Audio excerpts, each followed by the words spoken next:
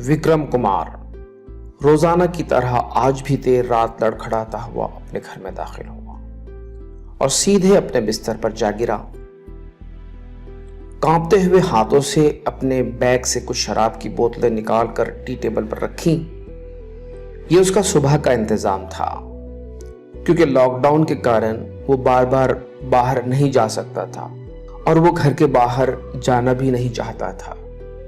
उसका 15 साल का लड़का रवि घर के एक कोने में अपने स्टडी टेबल से ये सब देख रहा था। वैसे ये मंजर उसके लिए कोई नया नहीं था। रोजाना उसका बाप इसी तरह घर में शराब पीकर आया करता। विक्रम ने बोतलें टेबल पर रखी और वहीं बिस्तर पर लुढ़क गया। रवि उसके लिए पानी लाया, लेकिन तब तक वो मदहोश होकर सो चुका था। रवि ने रोज की तरह अपने पापा के शूज निकाले, चादर उड़ाई, तकिया ठीक किया और वापस अपनी पढ़ाई करने बैठ गया। विक्रम सुबह देर से उठने का आदी था। रवि ने चाय और नाश्ते की ट्रे लाई और सामने रखे टी टेबल पर रख दी, जिस पर पहले ही से शराब की बोतलें रखी थी, और टीवी शुरू करके देखने लगा। उस वक्त हजरत निजामुद्दीन और तबलीगी जमात के मरकज की खबरें आ रही थी। रवि ने पापा से कहा, पापा उठ जाएं और नाश्ता कर लीजिए, ताजा फ्रूट्स लाए हैं मैंने। फ्रूट्स का नाम सुनना था कि विक्रम को मानो कोई शौक सा लगा। हड़बड़ाकर उठा और तेज आवाज में पूछने लगा, कहां से लाए ये फ्रूट्स? रवि घबराते हुए कहने लगा, नीचे से गली में फ्रूट बेचने वाला आया है पापा, उससे लिए हैं मैंने। विक्रम ने खिड़की से झांक कर देखा।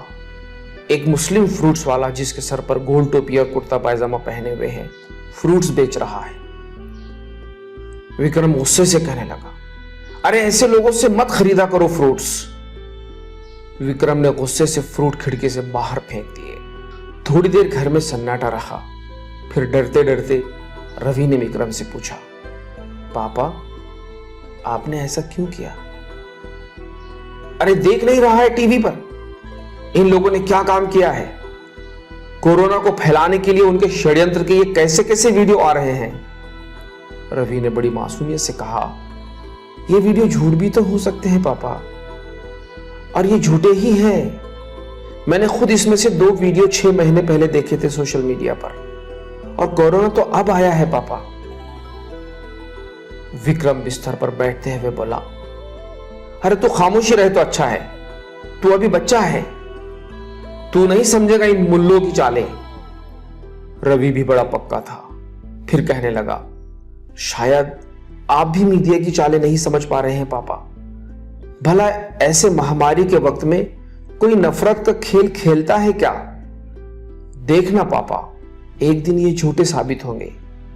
क्या उस दिन आपके दिलो दिमाग में भरी हुई नफरत और गलत सोच खत्म हो जाएगी? नहीं पापा, ये तब भी खत्म नहीं होगी, क्योंकि मीडिया के द्वारा भरा गया नफरत भरा खून तुम्हारी रगों में बहुत तेजी से दौड़ रहा है। विक्रम हड़बड़ा सा गया, लेकिन वो बेटे से हारना नहीं चाहता था। कहने लगा, मैं कुछ नहीं जानता। अरे कितने लोगों की जान को खतरा पैदा हो गया है उनकी वजह से। सिर्फ उनकी वजह से क्यों पापा? और भी तो लोग आए हैं ना विदेशों से। और अगर मीडिया के अनुसार वो 30% जिम्मेदार हैं, तो 70% कौन जिम्मेदार है पापा? कभी आपने सोचा? और उनके नाम का ढिंढोरा पीटने की बजाय उनकी मदद भी तो की जा सकती थी ना पापा समय पर। विक्रम खिसियाना होकर कहने लगा, अरे लोग संक्रमित हो रहे हैं उनकी वजह से। अच्छे भी तो हो रहे हैं ना पापा, और भगवान की कृपा से अच्छे हो जाएंगे। आखिरकार रवि के आर्गुमेंट से विक्रम का दिमाग खराब हो ही गया और चिल्लाकर कहने लगा, अरे क्या अच्छे होंगे? इन तबलीगी जमात वालों ने हमारा जीना हराम कर रखा है, ये हमको मरवा कर ही रहेंगे। गुस्से से ट्रे को लात मार देता है, जिससे चाय नाश्ता जमीन पर गिर गया। फिर थोड़ी देर सन्नाटा छाया हुआ रहा। दोनों एक दूसरे को देख रहे। विक्रम के चेहरे पर बला का गुस्सा है और रवि मासूमियत से बाप को देख रहा है।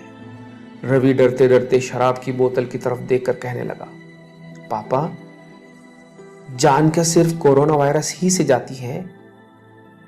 क्या शराब ने कभी किसी की जान नहीं ली? क्या इससे परिवार नहीं टूटे हैं पापा? कितने डिवोर्स हो गए, कितने ही बच्चे बाप होते हुए भी अनाथों की तरह जिंदगी गुजारने पर मजबूर हैं। मेरी मां ने भी इसी के कारण आत्महत्या की थी ना पापा।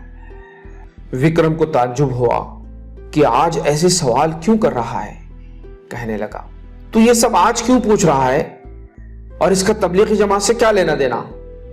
रवि ने कहा, मैं भी 3 दिन से टीवी पर यही सब कुछ सुन रहा था पापा। सोचा इसकी डिटेल जानना चाहिए। मैंने मेरे एक मुस्लिम दोस्त से इसके बारे में पूछा। विक्रम बड़ा बेचैनी से कहने लगा, क्या बताया उसने? रवि ने कहा, वो बता रहा था इन तबलीग वालों ने लाखों शराबियों की शराब छुड़वाकर उन्हें अच्छा इंसान बनाया है पापा। कई लोगों से चोरी जैसी बुरी आदत छुड़वाकर उनको इज्जत की जिंदगी गुजारना सिखाई है। वो बड़ा अदब करते हैं पापा एक दूसरे का। वो झूठ भी नहीं बोलते हैं। वो बता रहा था कि रास्ते से चलते वक्त नीचे नजरें करके चलना भी उनको सिखाया जाता है पापा, ताकि किसी पराई नारी पर उनकी नजर ना पड़े। वो कभी खड़े होकर पेशाब नहीं करते पापा। वो डरते हैं कि पेशाब के छींटे कपड़ों पर न उड़ जाएं और वो नापाक ना हो जाए। शराब, चोरी, जुआ जैसे बुरे कामों से लाखों लोगों को बचाकर उनकी जिंदगी संवारने वाले, लाखों लोगों को अपने असली ईश्वर के चरणों में लाने वाले लोग मानो बम कैसे हो सकते हैं पापा? कोरोना बम कैसे हो सकते हैं पापा? कुछ लोगों की गलतियों को पूरे समाज पर थोपना, क्या यह हमारी सभ्यता है? ईश्वर न करे, कोरोना से तो कुछ लोग मर सकते हैं पापा, लेकिन नफरत और झूठ से तो पूरा समाज ही मर जाएगा पापा। विक्रम को मानो कोई सांप सा सो गया। निगाहें नीचे किए कुछ देर बैठा रहा, फिर उठकर नीचे गिरा हुआ ट्रे में का सामान समेटने लगा और बेटे से कहा, फ्रूट नहीं खिलाओगे रवि? रवि कहने लगा, वो तो आपने फेंक दिए हैं। विक्रम ने बड़े प्यार से कहा, तो क्या हुआ? जाओ और नीचे खड़े सलीम चाचा से 2 किलो ताजे फ्रूट्स ले आओ। रवि मानो खुशी से उछल पड़ा। उसे सच्चाई की जीत होती हुई नजर आई। विक्रम ने हंसते हुए जेब से रुपये निकाल कर दिए और रवि दरवाजे की तरफ बढ़ने लगा। अभी दरवाजे में ही था कि विक्रम ने कर्जदार आवाज में कहा, रुको। रवि फिर थोड़ा सीरियस होकर रुक गया, मुड़कर पापा की ओर देखने लगा। विक्रम ने कहा, ये शराब की भरी हुई बोतलें कौन फेंकेगा बेटा? और ये सुनना था कि रवि खुशी से अपने पापा के गले मिलकर दोनों भी जोर शोर से तहके लगाते हुए हंसने लगे।